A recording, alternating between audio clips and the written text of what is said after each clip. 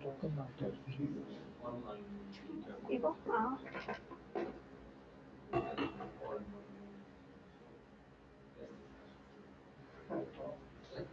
유튜브 보면서 좀 네.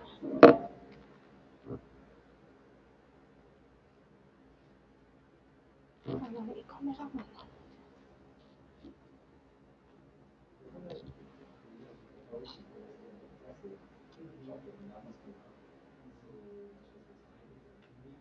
조금 내긴 해요.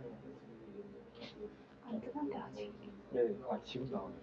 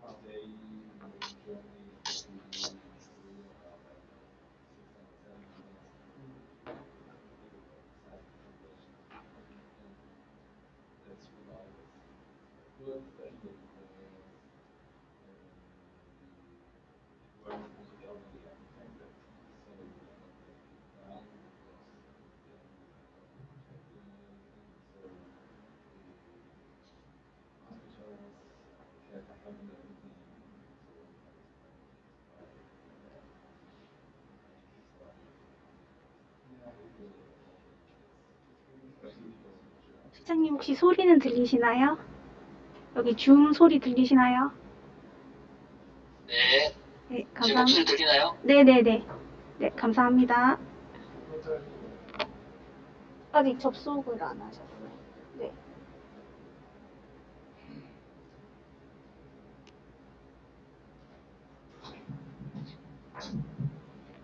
Okay, dear all participants, thank you very much for participation in our session. I am John Murray of Green Technology Center, coordinator of this session. First of all, the president of Green Technology Center, Dr. Mangi Chung, will deliver opening remarks. Please invite him by a big hand.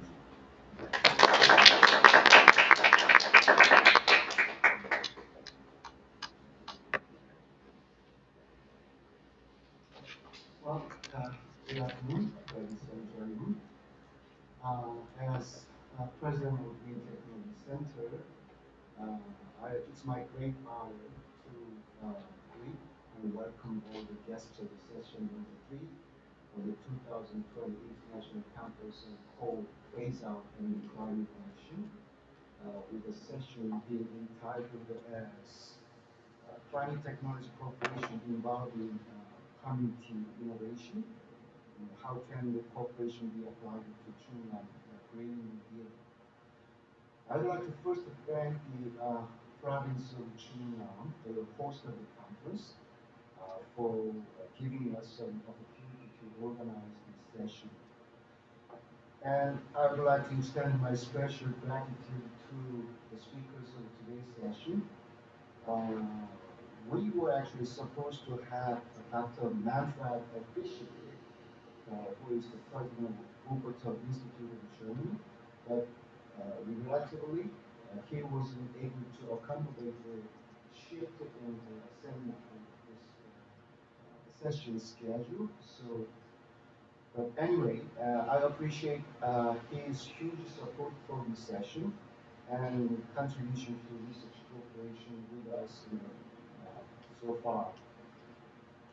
We also have Mr. Alexander Lemmer, Counselor for Scientific Affairs of the German Embassy in Korea, and Ms. Jin Young Kim, Director of the Global Green Growth Institute, and Dr. Sang-Jin Chu, Director of the Korean Institute of Energy Research, and finally Dr. Taegan Kim, Senior Researcher at the Green Technology Center. Once again, thank you all, the speakers, for your contribution to this session. In this session, we hope to address how we can implement the Korean Green New Deal by promoting the usage of current technologies through partnerships with local and central governments, as well as research cooperation with the counterparts counterparts from abroad.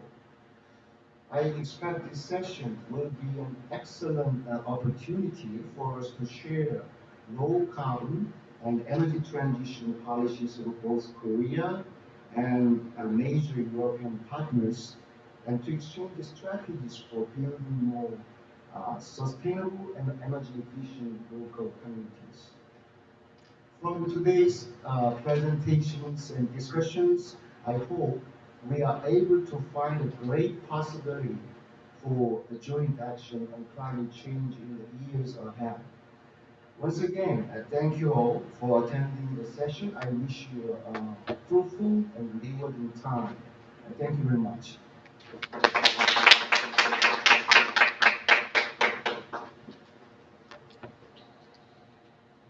Okay, thank you very much, President Dr. Chung. So next, Dr. Taegan Kim of Green Technology Center will introduce the background and the purpose of this session. Good afternoon. My name is Taegan Kim. I'd like to just give a brief history of how we realized today's session, and the purpose is we started last year with Wuppertal Institute with a try to find out cooperation fields targeting local government. And based on this, we try to also a special or implementary recommendation to local governments. So we selected Chungnam province last year, and since then we have opportunity to organize a scientific session like today, where we can share our research results and discussion about it. So that's the background, and also today's purpose to share our research results and discuss about it for the next step cooperation. Thank you very much.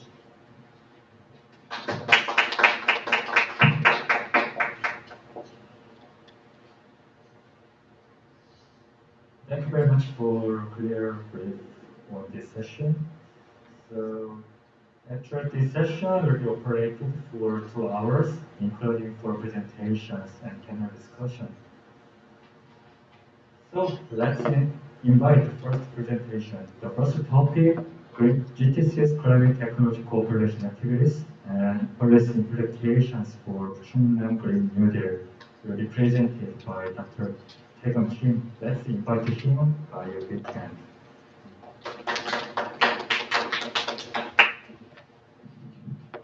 Yeah, I'm okay as a speaker. I thank you for this opportunity to talk about GTC's climate technologies cooperation activities targeting local governments of Chungnam and other cases.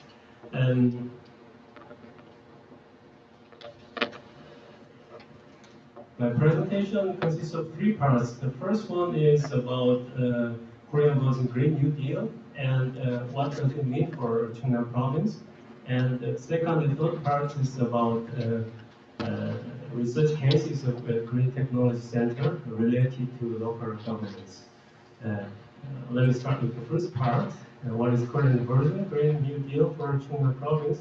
Maybe these parts you are well known about these parts as an overview. Korean New Deal, it aims to overcome a coronavirus crisis and to establish a foundation for future growth. And it is a national plan for transition.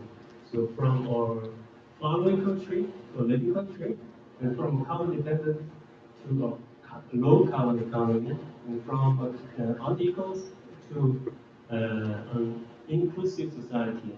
And the job creation is emphasized in this national plan for a sustainable Korean society.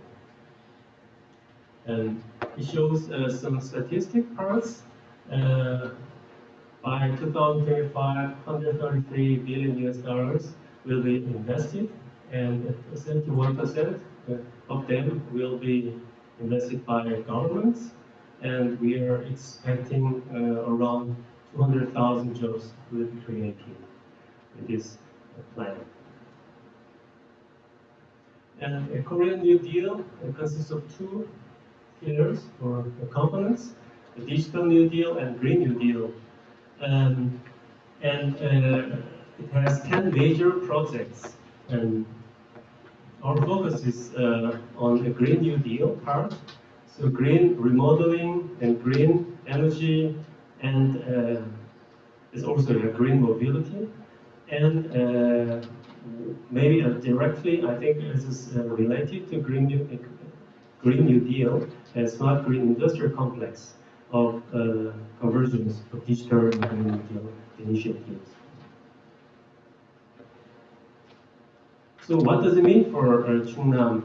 As long as we know Chungnam, in Chungnam is around 50% of all thermal power plants of South Korea is located.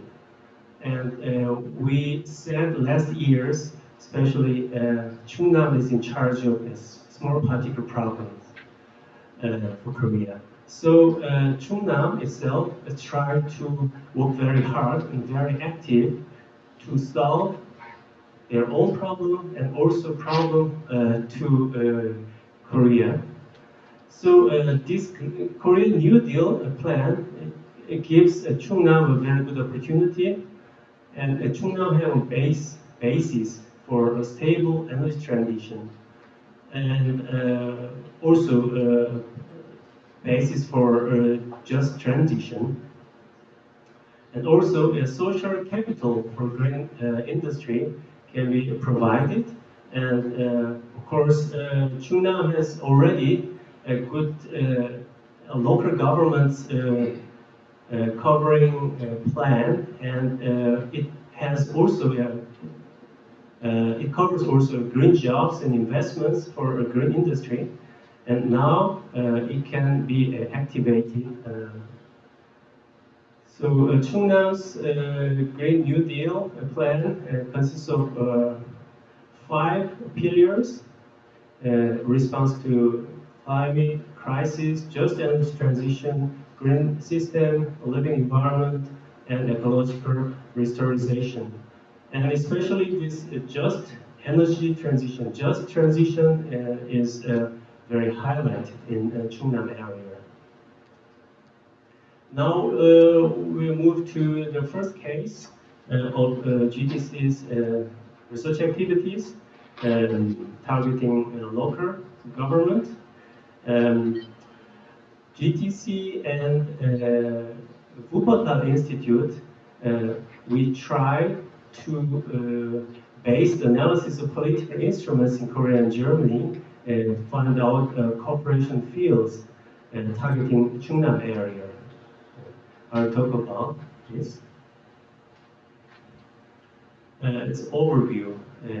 Our purpose was to identify possible fields for cooperation and in the development of corresponding policy instruments and regional initiative with mutual benefits for both countries. Yeah. And briefly, we try to find our cooperation agenda in local governments, and at the end, we chose Chungnam. We worked some part together and some part separately. And exactly speaking, 5 months we worked very hard. So our common part was analysis of climate and energy and technology policies of 2 countries. And we categorized the policies under 6 categories. And then a Green Technology Center tried to select 1 Korean region for this application of German research applications to Korea. And Wuppertal Institute tried to extract applicable elements from German policies to Chungnam province. And as a result, we derived 3 cooperation areas or measures targeting Chungnam. And these are to build the German-Korean Energy Transition Council of scientists. Second one is the establishment of a future agency for structural change. So not in a short time change, but in a long-term structural change. And the third measure was technological cooperation through a stakeholder network, and especially we focused on hydrogen. It shows one example how we analyze bilateral policies related to climate change. We categorized each policies like with aim, sector, implementation history, and so on. And we also comparison with Korean policy. So, for example, the 7th Energy Research Program of the federal government of Germany has similarity to Climate Environment R&D Integrated Implementation Plan of 2019 and First National Action Plan for Climate Change, and also Third Energy Plan. What interesting or something different between 2 countries was Germany's policy is very exact and focused, whereas Korea's policy is a bit comprehensive. So this policy and these policies are not directly corresponding, but some parts of these comprehensive plans are corresponding to this research program. And we try to also, the German part, try to also find out a similar policy in a regional level. So at the end, as already mentioned, we could find 3 measures. Important thing is these research results must also be a good use, but utilized. Unfortunately, some reviews and discussions on these research outputs within Chungnam is not activated. So we try to talk on this topic still to Chungnam province now. This is the first case of GTC's research related to local government. The second one is targeting to Gangwon province. The title I wrote public R&D to business, local to international. In this project, we have totally 7 institutes, and we are one of participating. And the leading organization institute is KIGA. The whole name of the institutions are under the slide. The purpose of this project is to develop a recycling system like waste paper, plastic, PET bottle caps, and so on, to reduce CO2 and solve a problem of household waste in Gangwon-do, and based on this research, to find out transfer opportunity in a foreign country like Philippines or Vietnam. As mentioned, 7 parties are in, and KIGA, Kim, and ICU are responsible for R&D for mineral materials, machinery, and its application. And GTC and KMIA are in charge of policy and strategy. And KNU and CRIG are responsible for application of policies and strategies. So we have to do in this project to establish a recycling system, CO2 reduction utilization technology, so technology-oriented R&Ds and policy research and its application parts. And GTC is related more or less to the 6th part, not directly to commercialization, but as an outcome, we can expect an outcome as a commercialization of technology transfer. So our main role is environment analysis and project linkage of follow-ups of technology and institution transfer, such as carbon recycling value system to Vietnam or the Philippines. And you can see KIGA is a leading institute, and 2 R&D, and 1 policy strategy, and some application for some institutions for applications of policies and R&Ds. And the last February this year, we had a business trip before the Corona and COVID-19 not so active. So we are meeting with GGGI, for example, DGI Philippines, or with advisor to President Duterte in the Philippines, and also one secretary to President Anti-Red Tape Authority. This project is ongoing, so we cannot say in this phase the final outcome or so, but till now we could find out some outputs and important parts. It's the step-ups from public R&D to demonstration, or the next steps require a bit more ripened and proven outputs, and ideal case TRL7 will be fine. But at least from the TRL6, we have to talk about it. Well, as long as we start with overseas commercialization of technology transfer. And internally, interactive communication of our project partners is essential for successful proceedings, because in this project we have many participants, and also we try to through networks cooperation opportunity with our overseas partners. And funding opportunity, we have find out possible funding for technology transfer, and networks with the decision-making parties, especially in our targeting countries, is very important. So we are more or less around here, so that we work or run in safety. We try to work in this project.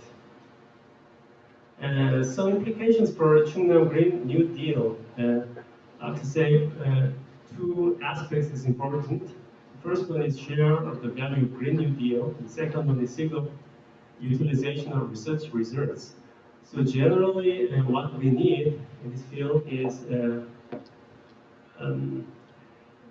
related to governance, structure approach, and applications. So from the first case, Korea-German policy comparison, we could see governance in systems to promote mid to long-term policies. It's very important to establish. And from R&D to demonstration deployment, we need multilateral consultation and consultations among various stakeholders and also key players, especially. And regional, with regard to regional specialization, we try to have a localization of attention of central government policies to local governments. And we have to also think about the gradual change, structural change. And we have also good use of expertise. And in regard of a Green New Deal, what we need is energy, source, industry, structure, and jobs. So selection of target area suitable for the reason, securing and support for medium and long-term research projects are necessary, and eco-friendly industrial structure. In this context, we have to support the establishment of industrial system for investment and development, and on the green job, we have support for job creation in regional specialized industries with consideration of working labor for inclusive society and just transition. And GTC's role, as last slide, I would like to give an explanation as a comprehensive overview. GTC is engaged in three parts. The first one is domestic and foreign policy research. The second one is establishment of a global information hub. The third one is domestic and foreign technical cooperation. So summarized, our activity has two pillars of setting and implementation. The first part, participation in setting domestic policies. So we are directly engaged to setting national plan. It's like the third Green Growth Plan last year, or climate change, a climate technology cooperation plan of Ministry of Science and ICT. It's done by GTC. And other parts, support for the second pillar is support for implementation of relevant policies. So we conduct research to suggest strategic directions according to the policy stance the current governments. It's like we are not directly involved yet in Korean version of New Deal, but we can do a contribution on establishment and operation of green and climate technology information platform or supporting enterprises and so on. And we are also very strong engaged in transfer and spread of green climate technology. And that was my part. Thank you for your attention. Thank you.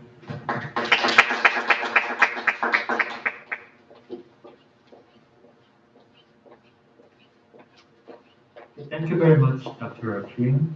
Next, second topic, Germany, local responsibility for climate protection will be presented by Mr. Alexander Lennon.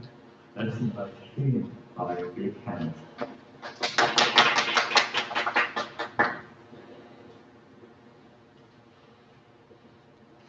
Hello.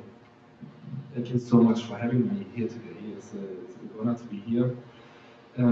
Since local responsibility for climate change is something very important. It's very important to keep in mind that it's not just something which is done at the government level, at the state level, but that the local responsibility is very big, and to focus on this as well. So, but I wanted to start with explaining a few things, like the first theme of my presentation was asked like the German Green Deal. There's nothing in Germany we would call a Green Deal. Also, even the response of the government, COVID-19 measures, even though it has a lot of environmental parts in it, strong parts like hydrogen and local transportation, public transportation. And since we have a long tradition of investing a lot of money into environmental issues, it wouldn't be a good explanation for the population to start something now calling a new Green Deal. Everybody would be kind of surprised. This is what I kind of want to start with. Right. Okay, just very shortly about communities in Germany. If we talk about the local responsibility for environmental protection, it's important to understand that there are a lot of communities in Germany. It's assessed out there, it's nearly 11,000 communities. They are extremely different. It started with communities smaller than 100 people living in, and the biggest community is very well known, with more than 5 million people living in. So the range of community is very, very big. And they have their rule in the German constitution as well, and this is very important to understand. They are responsibility, they have their own responsibility for their business. They can decide the last decision. It's very often at the local level in Germany. This is very surprising sometimes for people from other countries.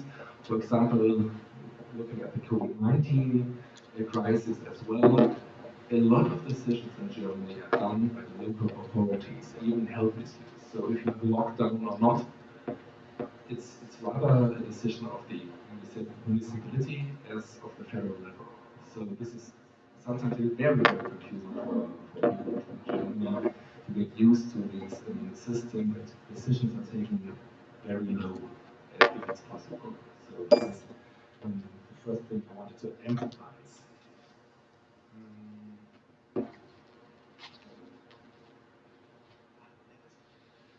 So for the environmental protection, it's important to understand that municipalities have a wide range of infrastructural tasks. There are a few listed there already. They have supply and disposal tasks, infrastructural tasks, local transportation.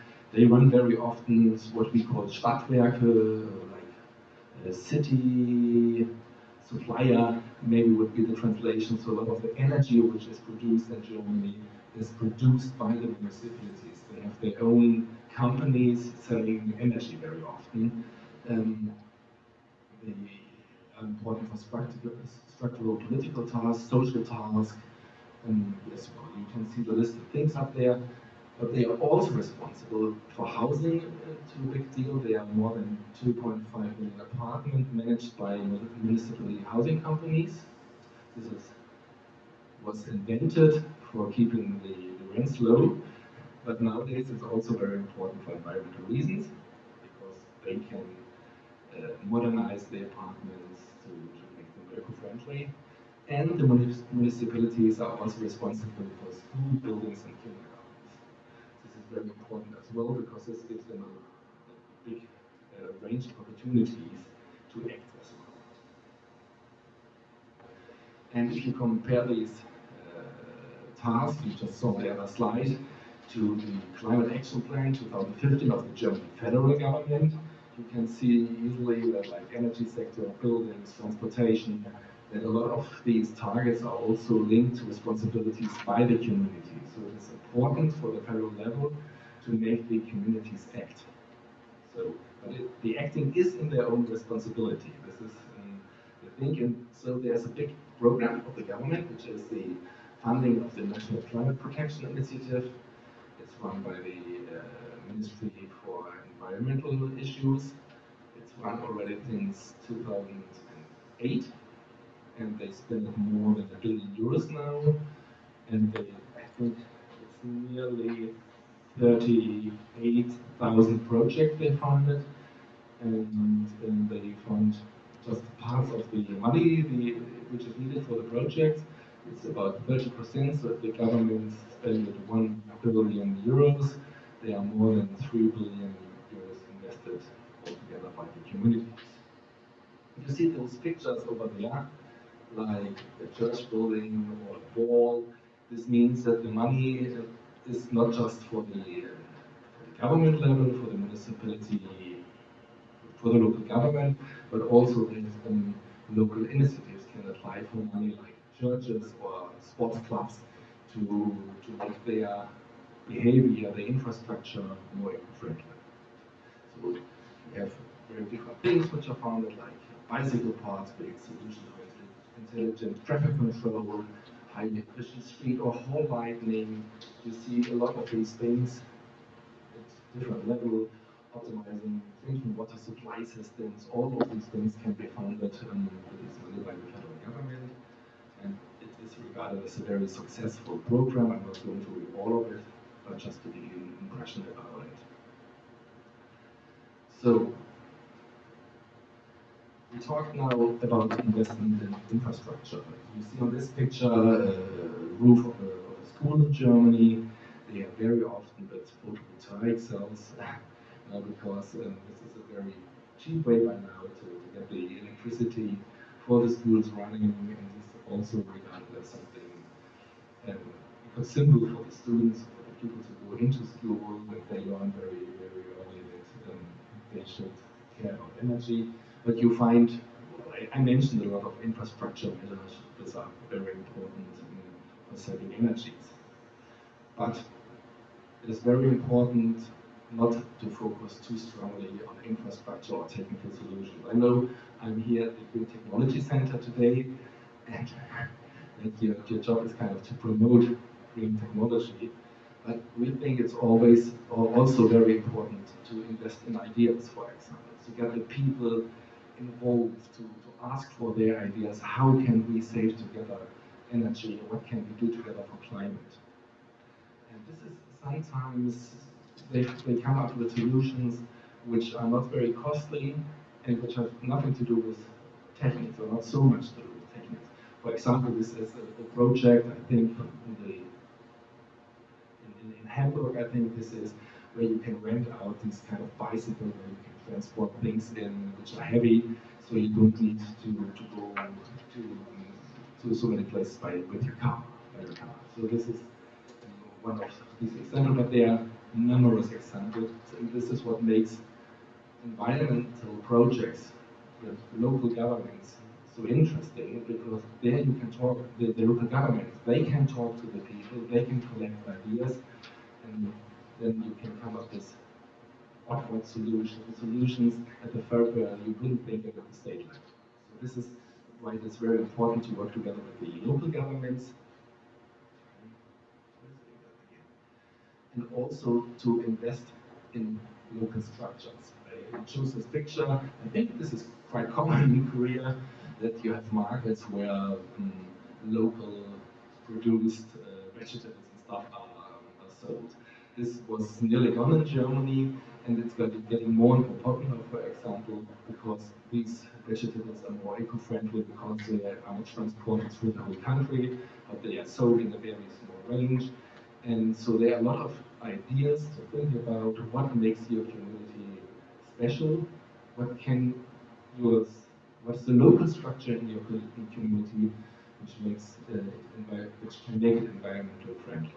This is something we focus a lot on, and it's also very important for the development of the communities, especially in the rural area, because you keep jobs in the area as well if you focus on these things. So it's not just about environmental protection, but it's also about developing your community and to make it attractive to live there, to give the people rights to live there.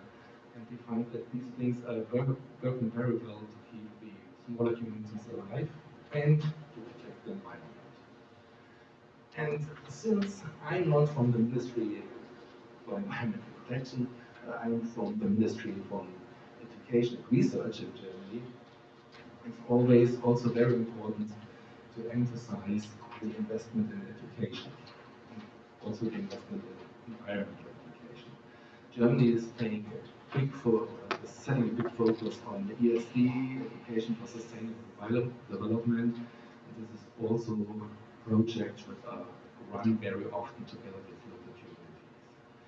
And again, it's about getting the people engaged. It's about to change the behavior of people, because this is really an important milestone in environmental protection. It's not just about gardening. I have a picture with children in the garden, and the other picture is children in the woods. But you also see this girl who is learning to become an electrician, and we changed a lot of local education rules so they students learn more about environment protection right from the beginning. And again, if you do this in your communities at the local level, you find that people develop a stronger relationship to their communities. They tend to stay in these communities and not to leave for, which would be in Germany, Berlin, Hamburg, and Munich, which would be in Korea, probably in Seoul. But if you engage them in projects like this, and you can do this with elderly as well, it's not just about children, it's good for the environment, it's good for the municipality, and those projects are normally very, very successful. And yes, I'm stressing this so much, even though I know that this is the technology center I'm talking at today. And well, this is already my last slide. It shows pop-up bicycle lanes we have now because of the COVID-19 pandemic. On the right-hand picture, you see the sign that says use your bike for going to work because it protects you for infection, flatten the curve. And really a lot of people did this because they said it's better to be on your bike than in the crowded bus or in the crowded underground. And so there was not the room on the bikeways in Germany. So they had what we call pop-up bikeways, which were built up very fastly to get more room for bicycle riders. And this is a very good example for, and very often used in Germany by now, how much can be done if people really want to change something. It was always said it's not possible to build more bikeways, it's not possible because of the cars, it's not possible because of the laws. And due to the corona crisis, people really had to change this. It's the same here in Korea. Home office was something which was hardly done in Korea. The corona crisis came. It was easily implemented in a lot of companies. It's also reducing the waste to work and thereby protecting the environment as well. So the coronavirus is a very good example, or the corona crisis is a very good example also what we can do for environmental protection if we really want to do it. It shows how fast people can change their behavior. It shows how much money can be invested by the government if they really want to do something. And it shows how building structures and everything can be changed if people really see the need to do so and they really start to act. I think this is kind of a very good example how much we can invest and how much we can do for environmental protection. So, yeah, thank you very much.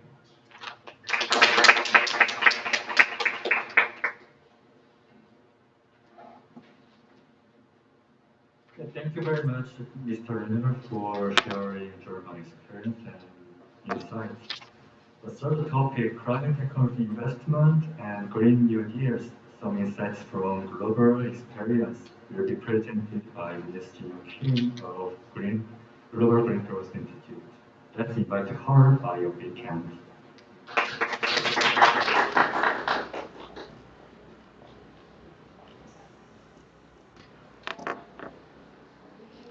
For having me today. It's a great pleasure to present a few insights on Green New Deal. And then I have a couple of different pieces of story to share with you today. But let me start by upfront. What will be the key message? Actually, the key messages I want to share is green transformation has already started globally. And even under COVID-19 crisis, the Green New Deal makes more sense because of the evidences I want to share with you. So before I start, before starting the story, let me briefly introduce who we are because we have colleagues from Germany as well. GGGI, Global Green Growth Institute, is a treaty-based intergovernmental organization, a relatively new type of new and also a bit entrepreneurial international organization compared to other conventional IOs like OECD, United Nations, and World Bank out there. And it started as one of the Korean national initiative. And at that time, the GTC was also the conceived by Korean government and also the Green Climate Fund together. So at the beginning, the idea was GTGI as a policy-oriented international organization and GTC as a technological innovation-driven think tank, and also Green Climate Fund as financial instrument to deliver green growth globally. That idea was also very much welcomed by many other partners out there. So the bringing all those governments together, we were born as international organization. Even though Germany is not yet our formal member, we are in close discussion with European Union to have them as members. We passed the pillar assessment that we are at the advanced stage of that negotiation. And Germany, at the beginning of GDGI, supported various projects in Thailand, Jordan, Ethiopia, and Peru. Just want to mention that, as you see here,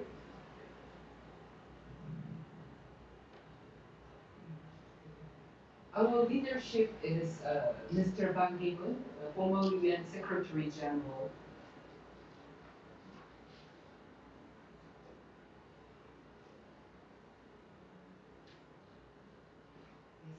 So over the past 10 years, our membership grew rapidly. As shown now, we have 38 countries as our member, and amongst them, in developing and in emerging economies, we have country presence, typically embedded within their green growth champions, like planning ministry or environment ministry or economic ministry. So we currently have approximately 33 country offices globally. And the mission is promoting green development, green economy, and green growth. And it is based on very simple idea. The, globally, over the past hundreds of years, globally we've experienced how in advanced economy like Germany, France, US, and even Korea, they made its success stories. But what we want to focus is for the developing and emerging economies through innovation and also investment in the smart, the way of developing their economies, the delivering A to B, the leapfrogging, old ways of old and conventional way of growing their economy, and actually achieving great transformation. So to deliver on that mission, GGGI as an institute have actually the value chain, meaning that how we support our member and partner government based on their needs and priorities. So we work in two areas broadly. One is policy, and the other is the green finances, meaning that we help our developing countries to institute policy framework to deliver green growth. And at the same time, we help them to translate those policies into actual projects on the ground by designing such public programs and projects, and also helping our developing country partners to mobilize resources from the globally available development assistance, or also the funding mechanisms such as Green Climate Fund. And across all green growth themes, we have four thematic focuses. One is of course, the sustainable energy. The other is sustainable landscape, including agriculture and also green cities, and also what help part is actually section on the green cities, and some cross-cutting support such as green investment and also the border climate actions.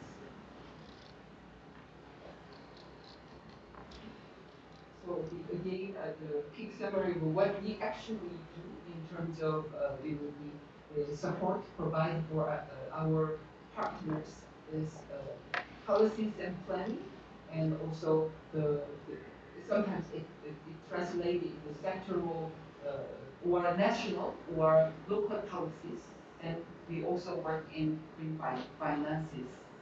So all together, these we closely partner with other organizations such as Green Climate Fund and also the Green Technology Center, and also the various international partners. From Germany, GIZ was always has been one of the good partners in the various projects. And let me come back to the story on green technology and Green New Deal. So why it makes sense even under COVID going for green. But it actually started far before this COVID pandemic. So globally, we over the past decades, we already saw the dramatic, the improvement in the renewable energy deployment, in particular from solar PV. So compared to 2010, already in 2017, the solar PV prices per unit of the kilowatt electricity generated, it dropped 75%, which is the height of the surprise for the global economy. But as of now, the solar is already commercially viable in various places. And as you see here, even compared to the conventional energy generation, for the past decade, the solar performed exceptionally well, replacing various needs of conventional energy, as you see here. And another aspect of renewable energy is it is also the great for the economies to generate the decent jobs. So there is a study that the renewable energy, investing in renewable energy can actually boost employment globally. In 2017, 8.8 million new jobs were created from investment in renewable energies. So this already present before COVID-19, investing in green technology, in particular solar and renewable energy, is a way to develop your economy smart, in a more smart and innovative way. But still, there's quite a gap, as you see here, globally, partly because the finances are not really there, especially for developing an emerging economy, to replace their fossil fuel with the solar infrastructure. So there will be massive need of new finances to really deliver the whole of the renewable energy. So while we are having this ambition globally to really pursue the clean energy transition, the global economy actually came under the COVID-19 situation, which is unprecedented the experience for all global communities. But let me just quickly share a few more details on how such an idea is being translated into projects supported by GGGI.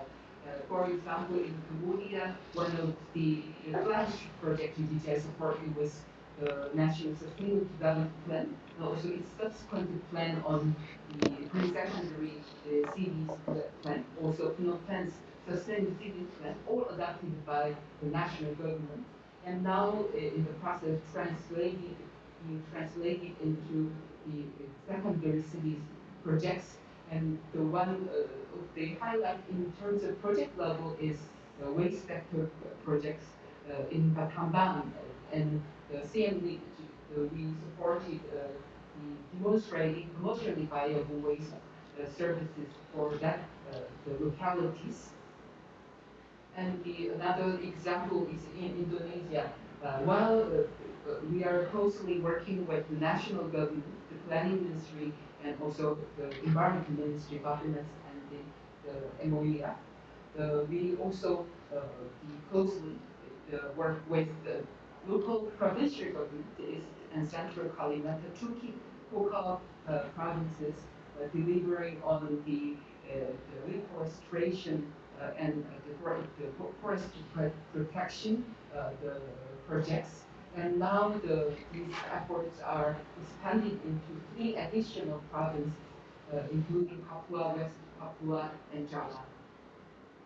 And then another good example from Nepal is while working both national government and then the local government of Kathmandu and also some of the provincial government, we launched the national e-mobility plan and also helped the Kathmandu government to adopt electric buses to replace diesel-based buses.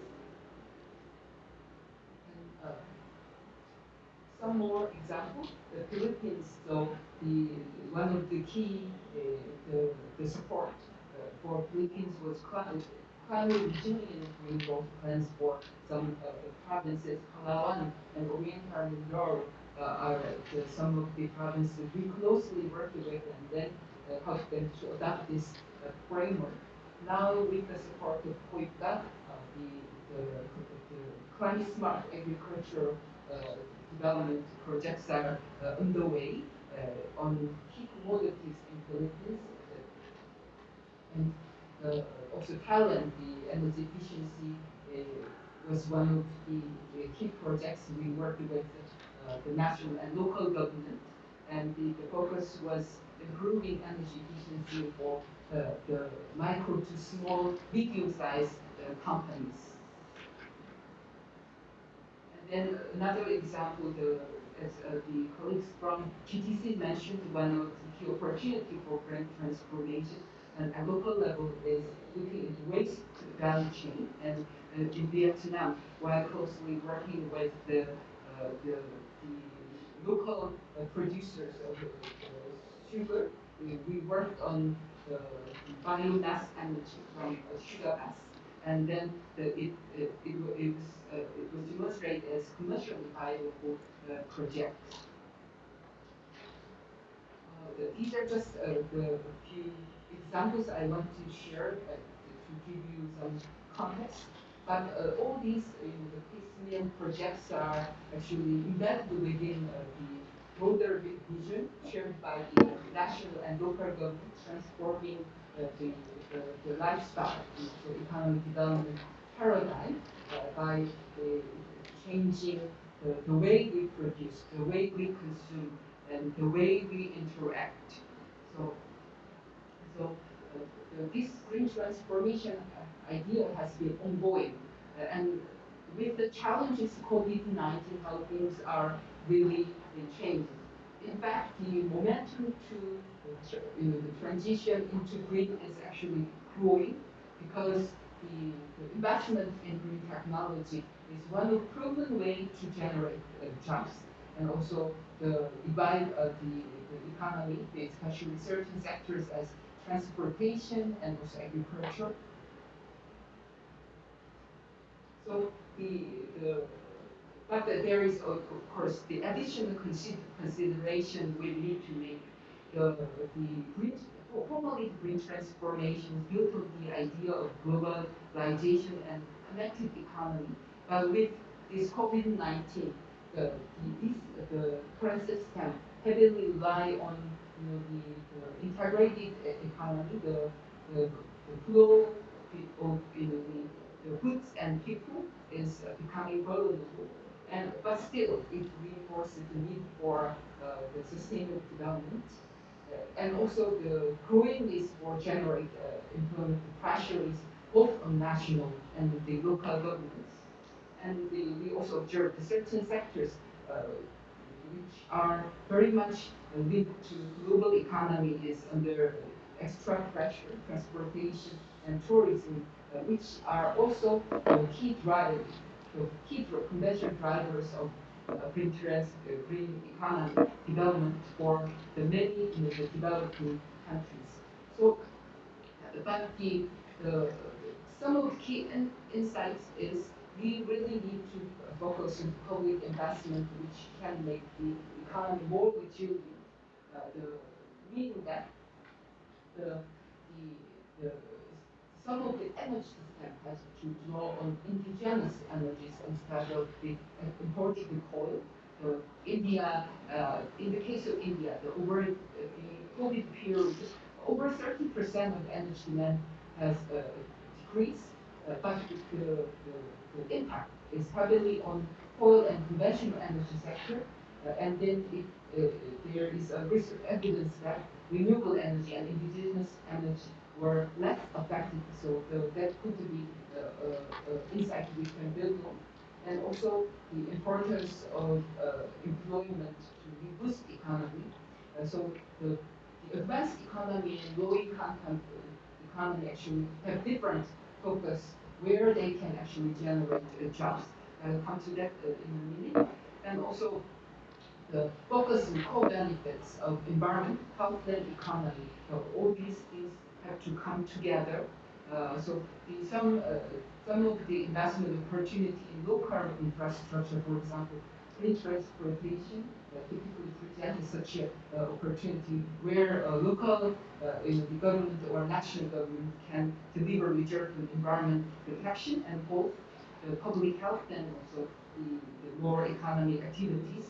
And they also need to focus on most vulnerable segments of the population. Inclusiveness becomes increasingly important. This I'll just quickly just mention a few things in this slide. So we actually have good examples we can refer to. 10 years ago, the main global economy actually undertook Green New Deal to address the global economic downturn and crisis. And then even after the massive investment, the result we actually completely gained is mostly about the improvement effects. The economic boost benefit is still the a bit controversial and then in discussion. But we have the fair amount of evidence to build on from earlier experience.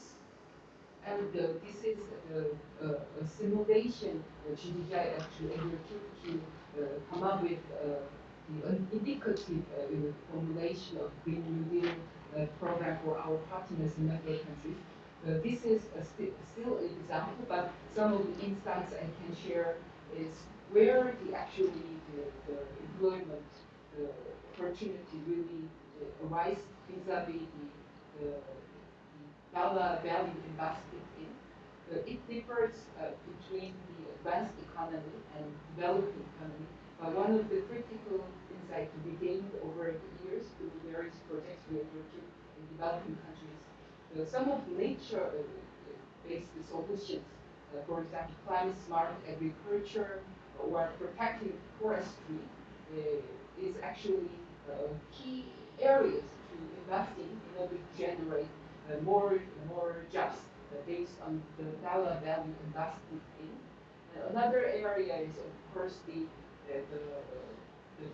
digital infrastructure, which many developing countries, especially NDC, thinks this is far away from their current capacity. But the COVID-19 situation actually forces even LDCs to be digitally connected rather than face-to-face.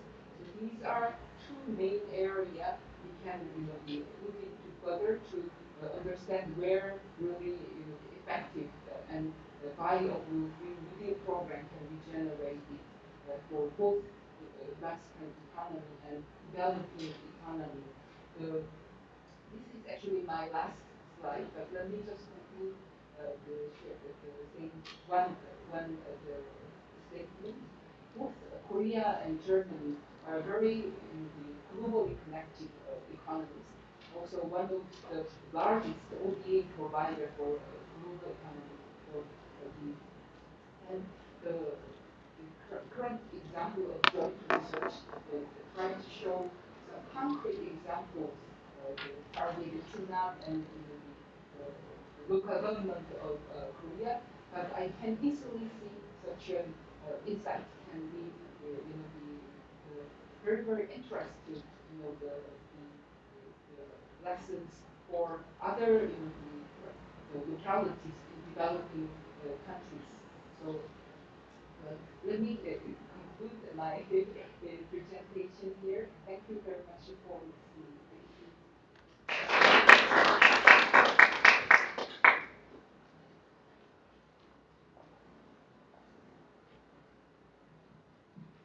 Thank you very much, Ms. Kim, for suggesting a novel framework on green growth. The last topic, R&D first on key air against climate change with Chunam Technopark will be presented by Dr. Sang-Jin Choi. Let's invite him by a big hand.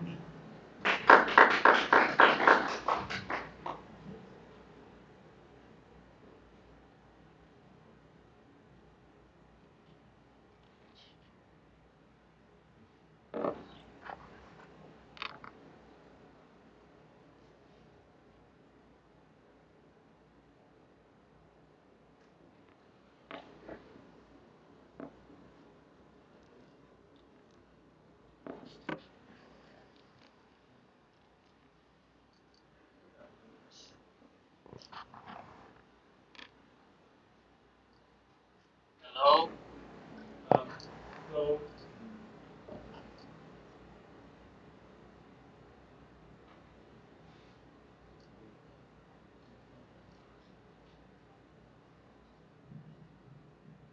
So can you hear us? Well, can you hear me? Yes, I can hear you. Can you hear yes. me? I think you can a bit volume up for us, please.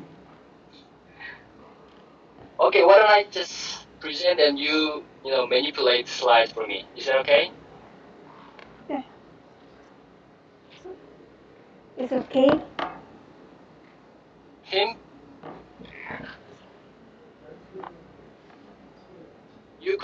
can you change the slide for me if I say next? Okay.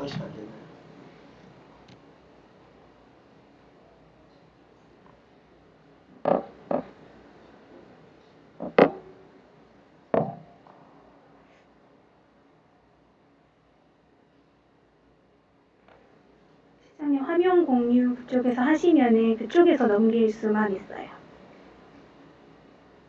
Yes. Can you control the slide for me?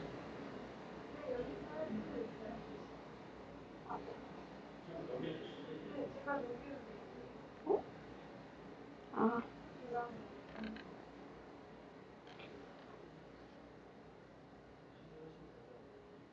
줌에서는 네.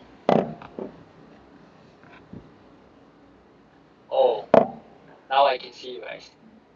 So can you hear me? Yes. Okay.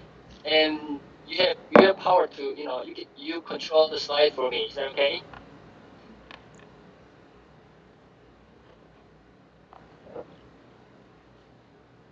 Yes. Okay, this slide. No. Can you go back to the first slide, please?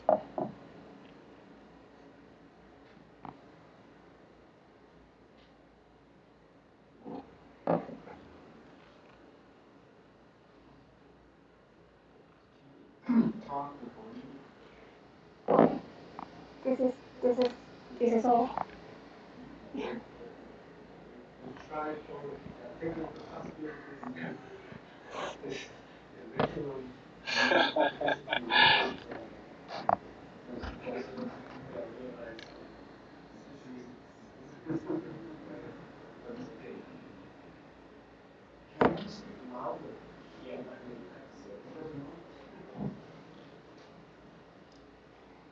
eager to share. Can you hear me? Yes, I can hear you. And we can hear you here very not so loud enough for us. So can you please speak a bit louder and a bit slow for us? You want me to speak louder? Yes, a bit louder, please. Okay, how about this? Is it loud enough?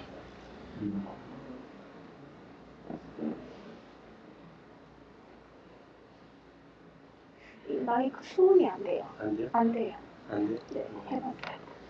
이걸로는 안 되는 이건 아까 해봤는데 유튜브에서 더 크게 들리죠. 유튜브에서? 네, 테스트를 해봤어요. 소리가 잘안 들리긴 한데. 이게 진짜?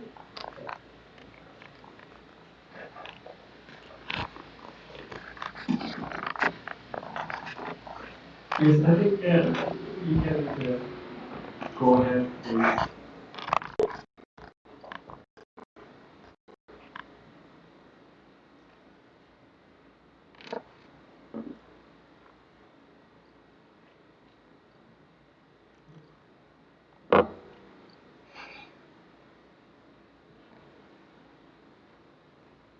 So, yeah, we are ready for you to start. I cannot see you. Let me just check out and check it again, okay?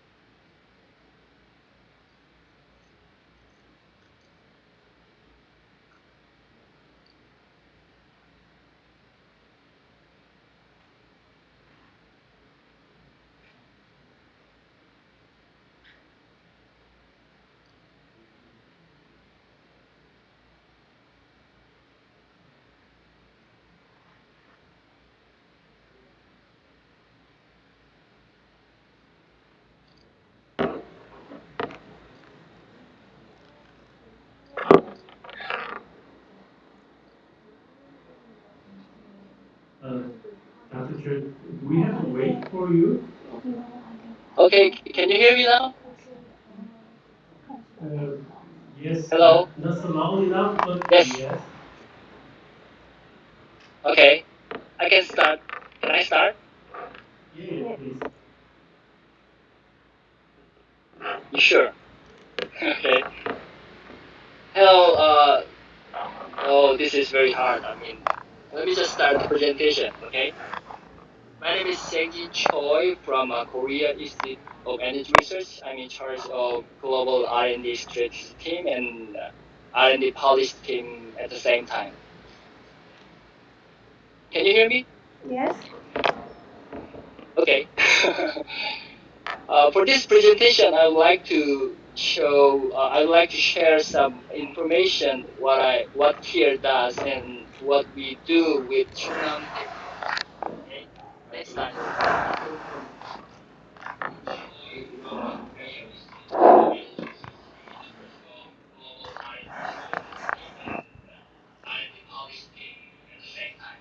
Next slide, please. Can you hear me? Yes. Okay. For this presentation, I'd like to share some information what KIR does and what we do with Chunam. Okay, next slide. As you already know, countries all over the world trying to change their energy consumption to renewable way. You can see in terms of national efficiency and renewable energy efficiency and coal and fossil fuel, they are always trying really hard. In terms of renewable energy, Korea set 30%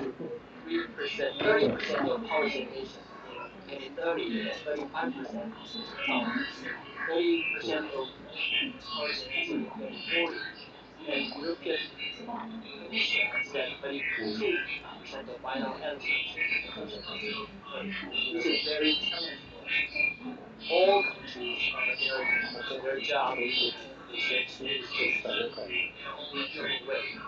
Next slide, please. Next slide, please.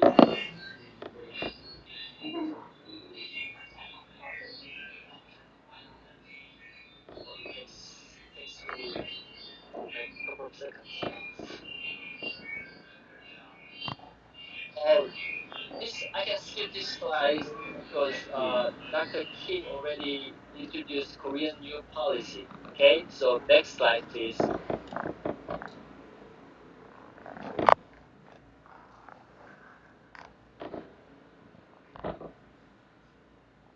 Uh, in the long term, we set energy transition target by renewable power generation and national hydrogen strategy. I believe you guys all know or are very well aware of this situation. So let me just skip this slide as well. Okay, next please.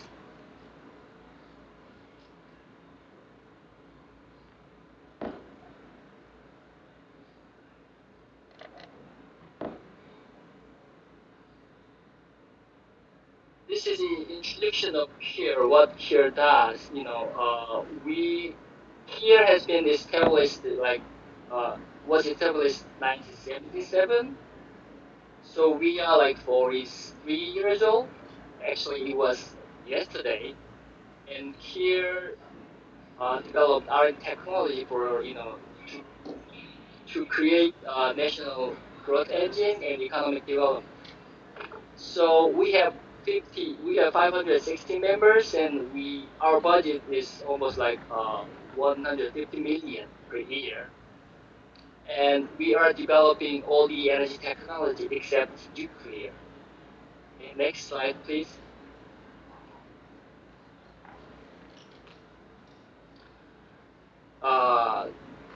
This is our. This is more like strategy of here. So you can see the below side on the lower side. You see the MTP, which is massive transformative purpose. We set this MTP a few years ago back. That we have to set the climate, the temperature of Earth to below 1 degree to keep the Earth livable, which is very challenging. And for that, we have set four strategic goal, which is four round circle, which is 2050 carbon neutral and realization of high efficiency and low carbon energy society and energy transition, like I already mentioned, and finally realization of hydrogen economy. Those four goals are the here's long-term target. Okay, next slide, please. So to achieve those goals, we have set like four R&D strategy. The first one is renewable energy technology, and second one is hydrogen supply and utilization technology, and third one is smart energy technology, and fourth is our carbon-based clean energy utilization technology. Since we are consuming 83% of fossil fuel in terms of primary energy supply, we have to reduce the utilization of fossil fuel. Okay, next slide, please.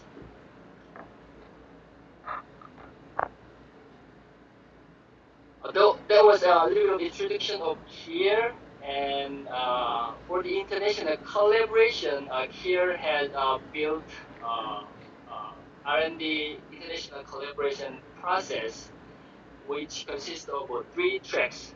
First track is more like building networks, and second track is more like planning phase of project, and third one is actually project.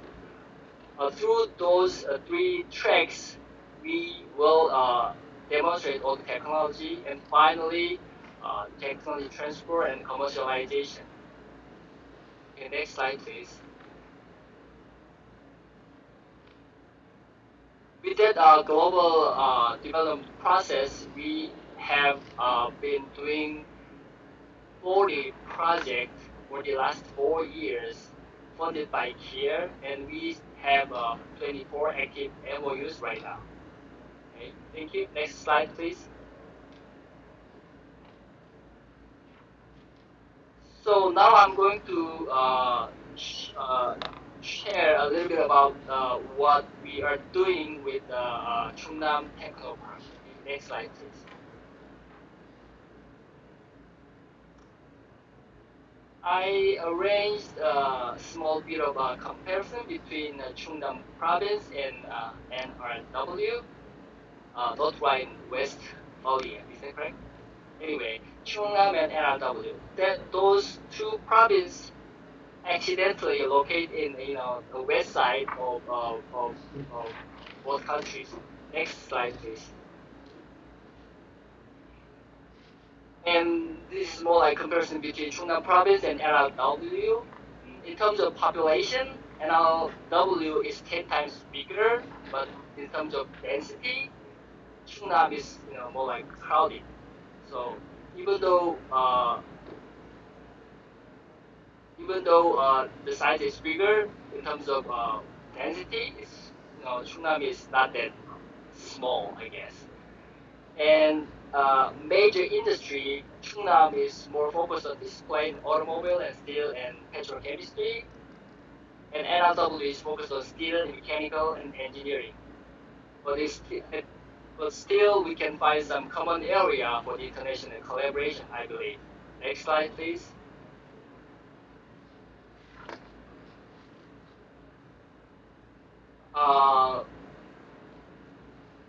This slide shows what we are doing with Chungnam Technopark. This is a very big picture for the project. But what we are doing is more like global cooperation, which is in the phase 1. So what we are doing with Chungnam Technopark is find the international collaboration chances, such as finding research topic and finding a research organization together. Okay, so the goal of this Chungnam Technopark cluster project is build hydrogen vehicle and hydrogen station cluster via global cooperation. Okay, next slide, please.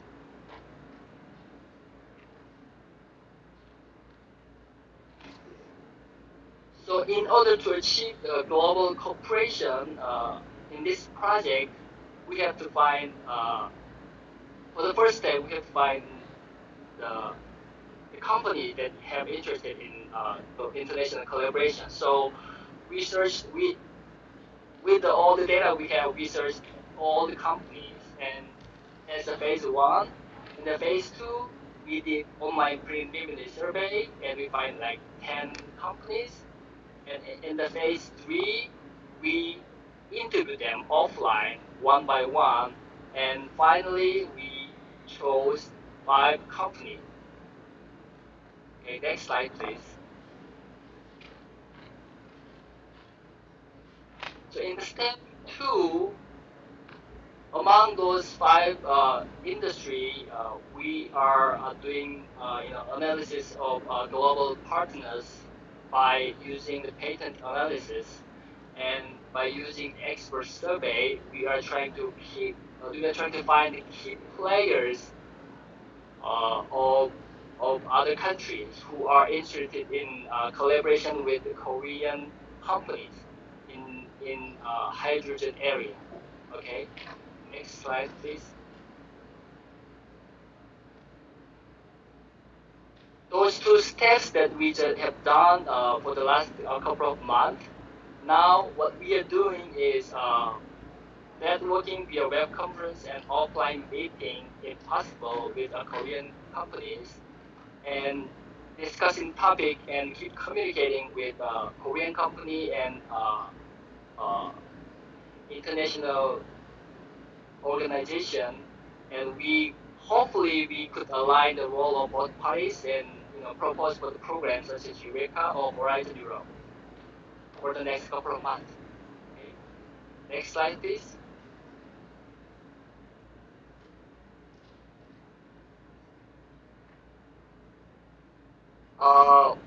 We haven't done much with Chungnam Techno Park or and some other companies in Chungnam area, but we learned something, and so we could share lessons learned of successful energy transition case for Chungnam province and NRW each other, and we could have regular online, which is a tech meeting, and if possible, we could do the human exchange program, and we could both prepare for possible Horizon Europe or Eureka program. This is our station. Okay. That's all what I prepared for this session. I hope I hope you can hear me clearly, and I can survey my message to you well. Okay. Thank you. Thank you.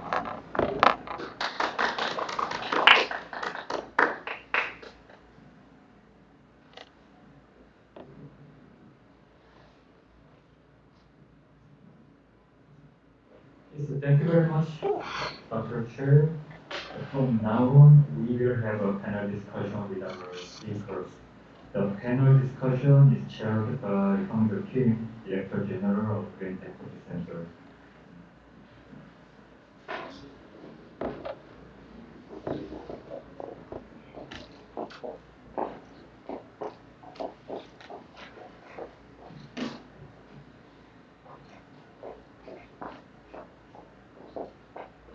So, hello everyone.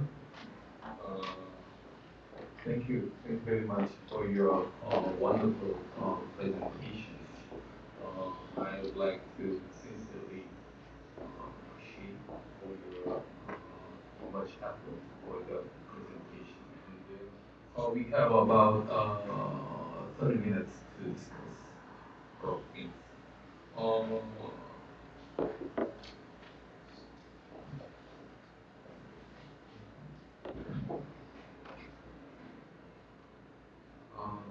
Firstly, I would like to sincerely apologize for the technical difficulties for these conference sessions. However, I really enjoyed your presentation very much, and I would like to firstly summarize what you have presented this afternoon. Firstly, the Taegan Kim from GTCK introduced the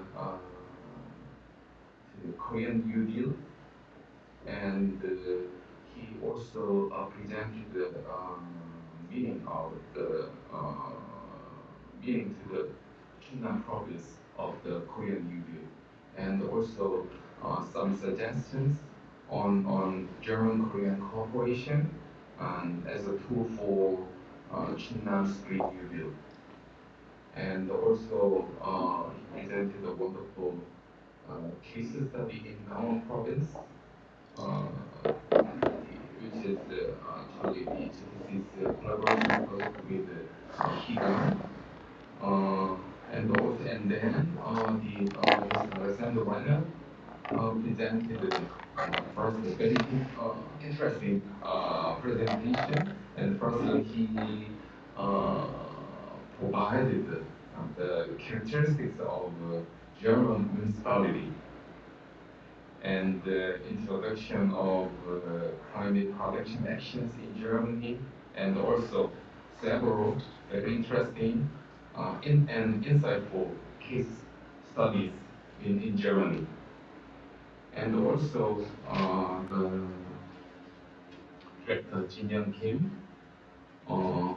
our long-eared friend, GGGI's colleague, and she presented the meaning of climate technology and also its meaning to Green New Deal.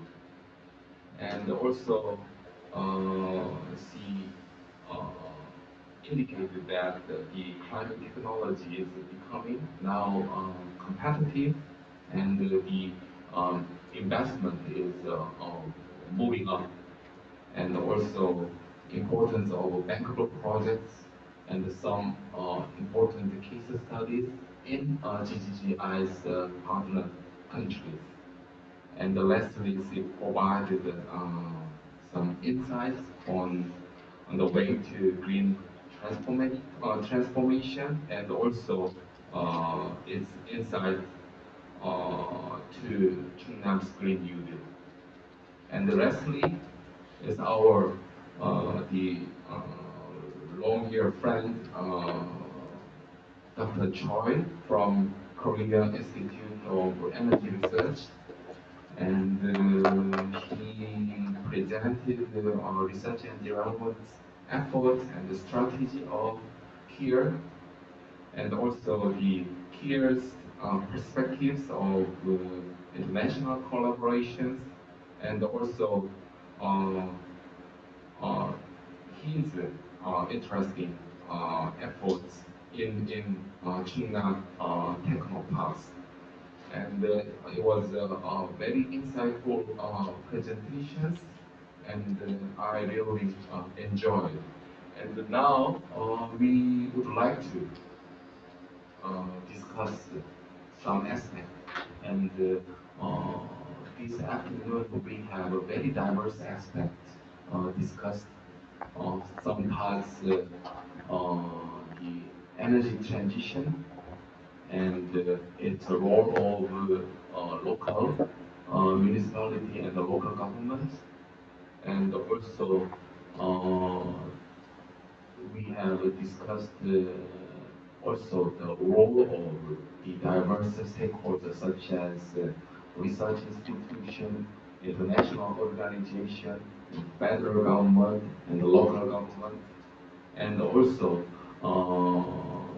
we have discussed here some of barriers and problems and challenges toward to green transition, or the transition to low carbon society. Yeah, and I would like to extend this kind of discussion to next 30 minutes again.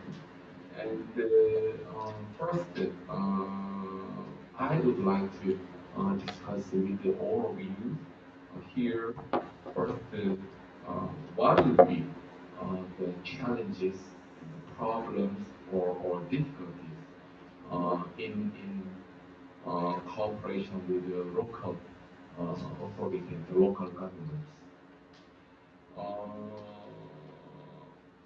Maybe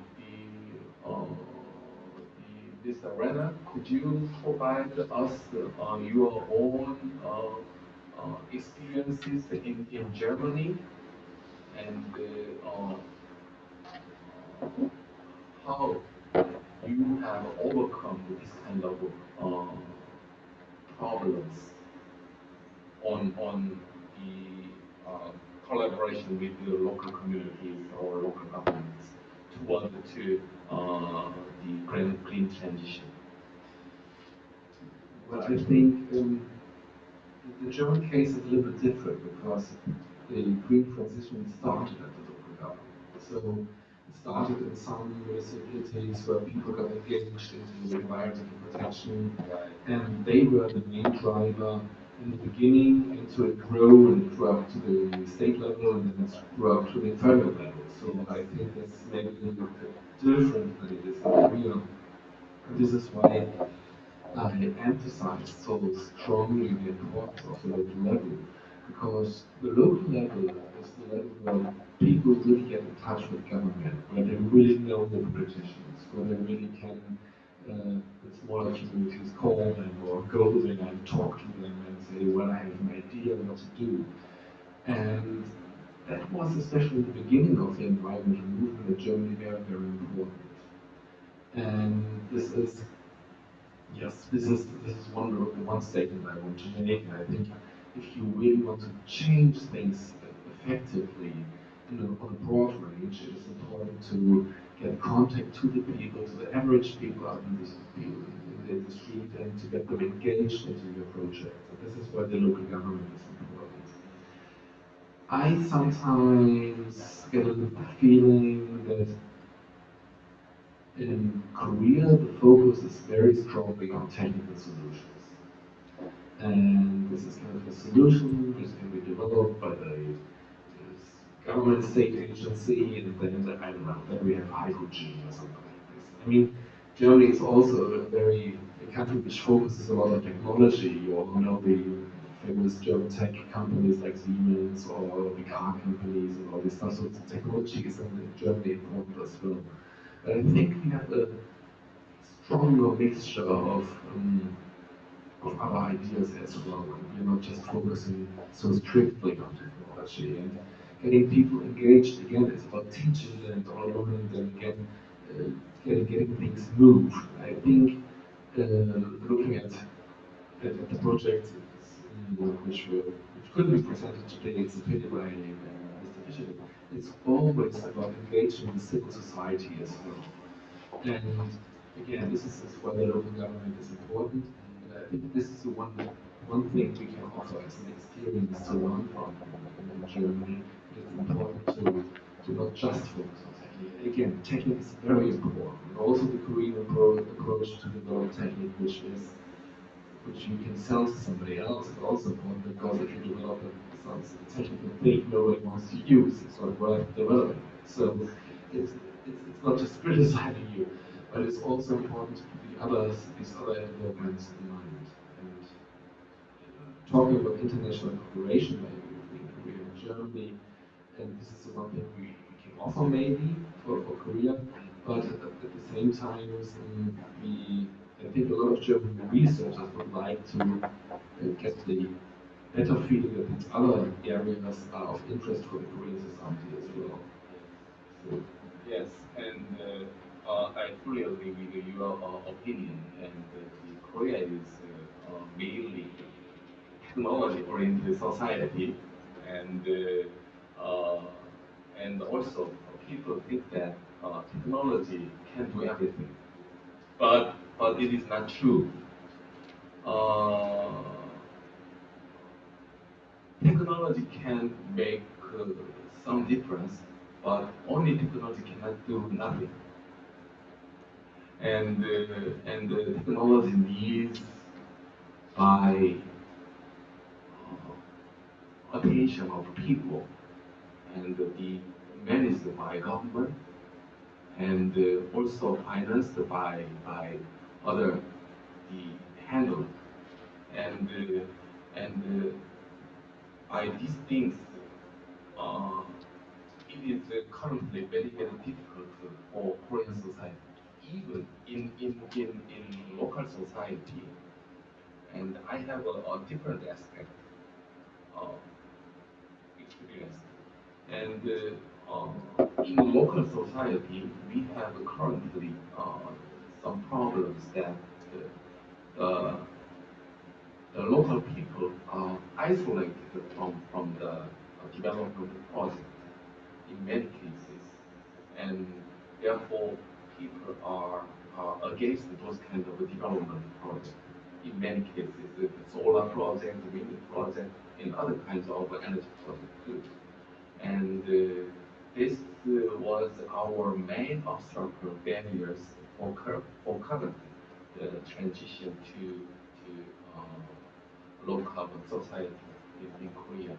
And maybe that's in that point we needed to learn diverse level of the German approaches.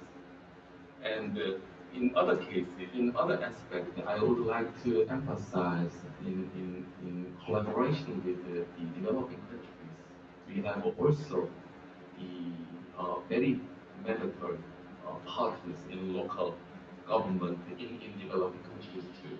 And they have a all totally different structure between Korea and Germany.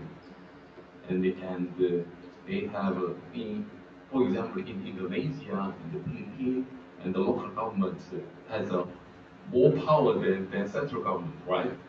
And I would like to hear on your experiences and your opinions and how to overcome those kind of differences. Absolutely.